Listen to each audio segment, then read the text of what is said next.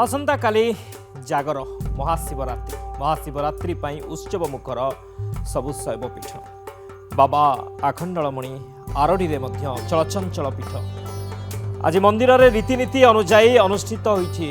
एक बार नीति अनुष्ठित हेब मध्याह्न धूप पर गर्भगृह लगी हेब चांदुआ लगी होइछि। अपराह्न 4टारे मंदिर चूड़ारे नुआ नेत लगी मणिबाबांकर बड़ सिंहार बेश सह संध्यार एक बार अन्नभोग नीति लगी आसंता काली भोर 4टारे द्वारफिटा और मंगल आलती पर घर्षण लगी और जलाभिषेक नीति संपन्न हेब। सकाळ 5टारू रात्र 12टा जाए श्रद्धालु माने साहण मेला दर्शन करेंगे। रात्र 1टारे मणिबाबा सुनावेश सुसज्जित भक्तों श्रृंखलित दर्शन पूजार्चना स्वतंत्र व्यवस्था करा जायछि। पुलिस प्रशासन पक्षर व्यापक व्यवस्था करा जायछि। प्रतिक्रिया रही शुणा।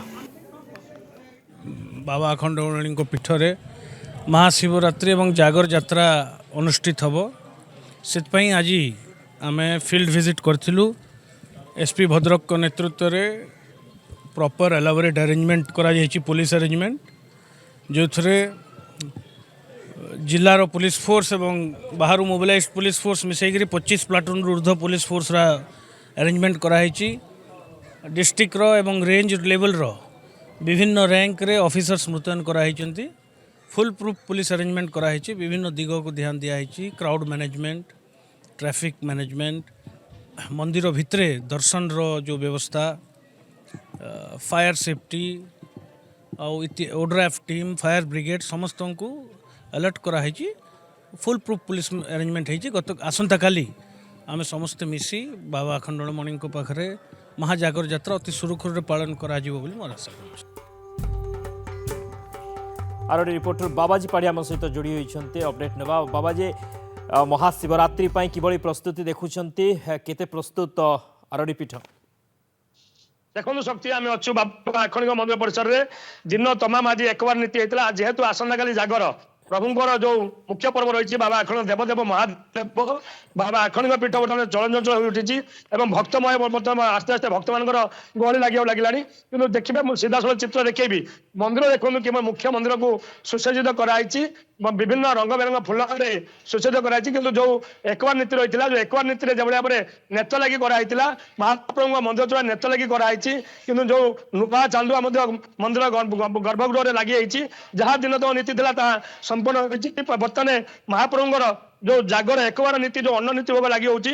कि देखा भक्त मान जो भीड़ को दृष्टि रखी जो पूर्वांचल डीआईजी पिनाकी मिश्र से समीक्षा कर भक्त मान यातायात सुगम हो भक्त मान श्रृंखलित दर्शन करेंगे और भक्त मान जो जलपत्र आसवे स्थलपत्र आसवे निरपेक्षा सुरक्षा व्यवस्था कराई। समस्त प्रकार व्यवस्था सरिया कि बर्तमान जेहेतु अपेक्षा बाबा आखंडिक मंदिर को आसंता काली केतले महादीप उठिब प्रभुंर से दुर्लभ सुनावेश केतले अनुष्ठित हम ता भक्त अनै बसंती।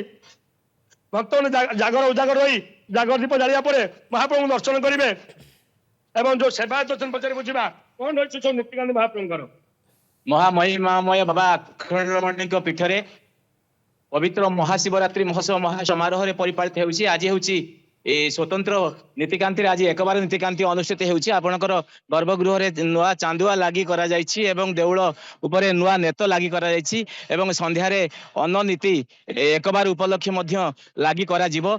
आपणकर जो महाशिवरात्रि महोत्सव उपलक्षे आसंता काली भोर 4 घटिका समय श्रीजीकर पहड़ फिटा जीव।